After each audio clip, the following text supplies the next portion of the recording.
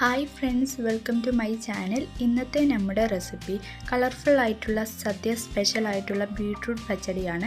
വളരെ രുചികരമായി എങ്ങനെ പച്ചടി ഉണ്ടാക്കാമെന്ന് നോക്കാം. അതിനുവേണ്ടി ഒരു മിക്സിയുടെ ജാറിലേക്ക് 1/2 കപ്പ് തേങ്ങ ചിരകിയത് ചേർത്ത് കൊടുക്കുക. അതിലേക്ക് ഒരു ചെറിയ പീസ് ഇഞ്ചിയുടെ പീസും ഒരു പച്ചമുളകും 1/2 ടീസ്പൂൺ ഉപ്പ് കൂടെ ചേർത്ത് കൊടുക്കുക. ഇനി ഇത് അരക്കാൻ ആവശ്യമായിട്ടുള്ള കുറച്ച് വെള്ളം കൂടി ചേർത്ത് ഇതൊന്ന് അരച്ചെടുക്കുക. ഇതുപോലെ അരച്ചെടുത്തതിന് ശേഷം ഇതൊന്ന് മാറ്റി വെക്കാം. ഇത് ഗ്രേറ്റ് ചെയ്തെടുത്ത ബീട്രൂട്ട് 1 കപ്പ്. ഒരു മീഡിയം സൈസുള്ള ബീട്രൂട്ട് ഗ്രേറ്റ് ചെയ്യുമ്പോൾ ഇതുപോലെ 1 കപ്പ് കിട്ടും. ഇനി ഇതിലേക്ക് 1/4 കപ്പ് വെള്ളവും 1/2 ടീസ്പൂൺ ഉപ്പും ചേർത്ത് ഒന്ന് നന്നായിട്ട് മിക്സ് ചെയ്ത് കൊടുക്കുക.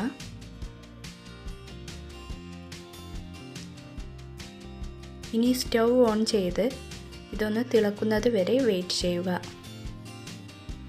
ഇതുപോലെ ഒന്ന് തിളച്ച് വരുമ്പോൾ തീ മീഡിയം ഫ്ലെയിമിലാക്കി അടച്ച് വെച്ച് 3 മിനിറ്റ് നേരം വേവിക്കുക.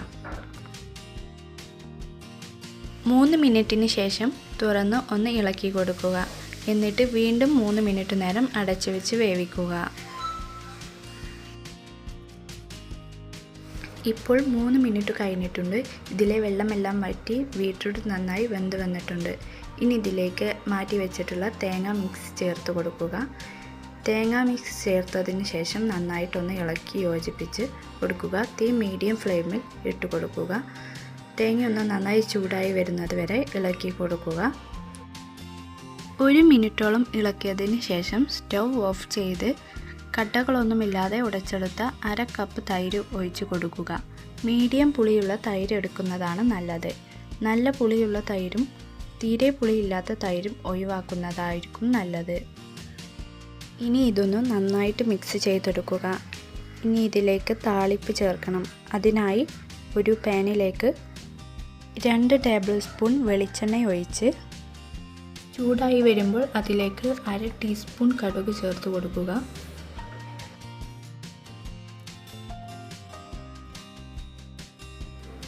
കടുകെല്ലാം ഒന്ന് പൊട്ടിക്കഴിഞ്ഞതിന് ശേഷം ഇതിലേക്ക് 2 ഉണക്കമുളക് നടുവേ പൊട്ടിച്ചിട്ട് കൊടുക്കുക. പിന്നീട് ഇതിലേക്ക് കുറച്ച് കറിവേപ്പില കൂടി ഇട്ട് 5-10 സെക്കൻഡ് മാത്രം ഒന്ന് ഇളക്കി കൊടുക്കുക.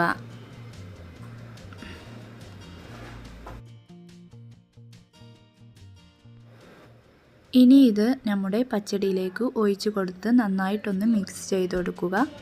നമ്മുടെ പച്ചടി ഇവിടെ റെഡി ആയിട്ടുണ്ട്. ഇനി ഊണിനൊപ്പം വിളമ്പാവുന്നതാണ്.